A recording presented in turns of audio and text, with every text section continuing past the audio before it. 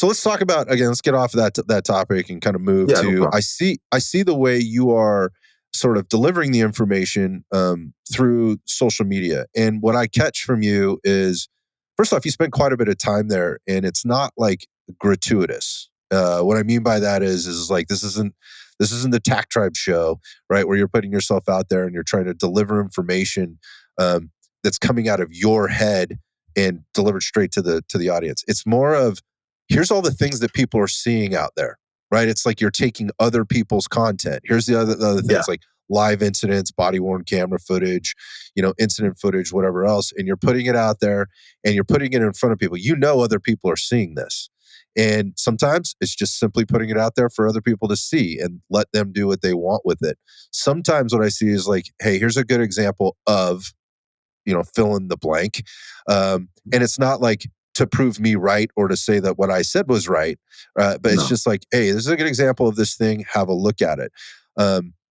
Which takes me all the way back now, having heard your story about how you kind of got thrust into the training space and where that was coming from in terms of delivering better information to the people you were working around and with.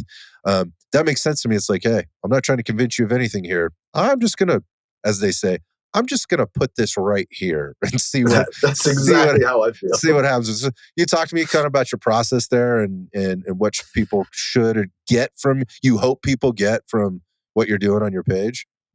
Yeah. So first and foremost, it started with just kind of like, oh, that was cool. Scott's a good guy. I like Pranka. He interviewed Pranka. I put Pranka on my page with Scott. Gotcha. That was like, goal one, right? And then like you'd get some likes and views. And then I realized I get anything from like a 16-year-old kid who wants information on how to go to be an Army Ranger to like a Navy SEAL, and then, a real Navy SEAL from DevGuru. And then you get like an airsoft kid or a 30-year-old man who just wants to learn about shooting, commenting to me and like feeling comfortable to do that. Obviously you get the jerks and stuff, but you get genuine shit from all those different angles. Mm-hmm. And I'm learning the whole time while putting this information out. So if I see the video and I say to myself, that was spicy, whoa, that was bad, whoa, whatever. Because you don't really know what's going on a lot of times. That's why you don't get the big orchestrated, I'm going to sit here and analyze every piece of this video. Right. It's a 10-second video. I also know, I also know that you better have 5 different body cams going, CCTV cameras all around. Give me a few hours with that film. Let me talk to everybody on that team or whatever, the patrol, and maybe then I'll have an opinion. But at the same time, I believe in like AARing an event. Let's sit there amongst the 3 of us and have a conversation why he's breaking the gun down prior to entering the room. You're going to say, X, Y, and Z. And I'm going to say, well, connection to the rifle, he should just go through the room. He had plenty of room to get through it. You just found out a whole bunch of shit you had no idea about, because at the $800 class you went to, it was based on NSW tactics where they would go through, smaller holes, ports and stuff like that, or a SWAT team from a place with trailers versus a team of guys that worked at a college or a church, I meant to say, where they're in big open areas. They're all going to have different opinions. So it becomes a great way to look at every little thing. And that's how it all started. And then I just kind of became the guy who could kind of answer the questions with a broad stroke. I don't have to be stuck on this is the way I did it, this is the way I was taught, because I kind of had to figure out what was to be taught.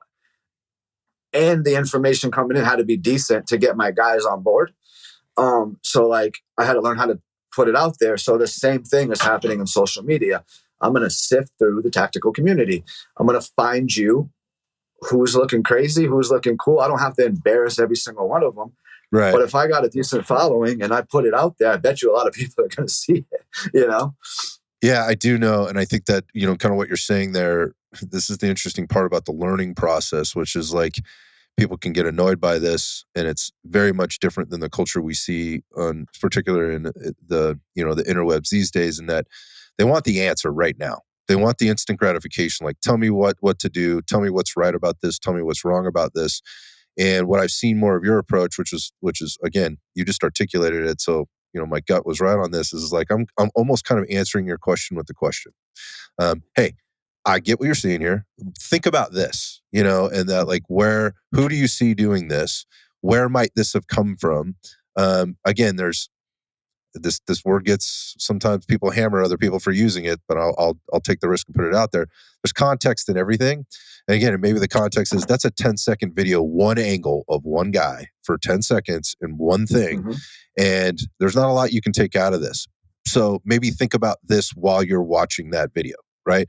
Versus the other stuff where it's very much, it's a longer format, and what you're watching is like, man, all of that's bad. Like, you don't have to be an expert to look at it and just go, like, all of that is bad.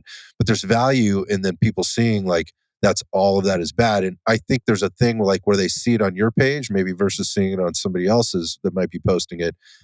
Because what I find is when you post something, for me, there's purpose to it, versus other Mhm. people sometimes are just posting what's gratuitous. And I'm guilty of doing Yeah. like gratuitous shit on my own story and stuff. Like, hey, here's, this caught my eye, like, for whatever reason, I'm feeling like I need to share this or whatever else, and I Yeah. just throw it out there. But there's no real purpose to it. That's also part of social media. Whereas when I look Yeah. at you, it's not like it's highly curated, but there is a thought process in what goes up and why. And some of it's like fun. Some of Mhm. it's very, you're trying to pull out the very technical stuff out of it. Some of it's like, hey, this is the reality of the world we live in, and it sucks sometimes. Like, this is violent shit or whatever. And so I never question why it's going up. Like, I can pretty much draw lines to that. I don't know that everybody's doing it, but I find that interesting, and I wonder if I'm on about this, or if 100%. I'm just reading into it too much. No, no, you're dialed right into what I'm thinking. Yeah, that's kind of my idea, right? Yes, of course, there's random, somebody will send me something and say, "This is my friend. She's putting out a new whiskey," and I'm going to be like, "She's a good Perfect. person. Yeah. I'll Yeah. post it." That Right. might not have anything to do with anything other than, "Hey, she's a good person. I would not put this in my story if I did not like this person." Right. They're not Gotcha. giving Yep. me money. Nobody's saying, "Hey, Joe, here's a free bottle of whiskey. Post my stuff." That does not happen in my game at all.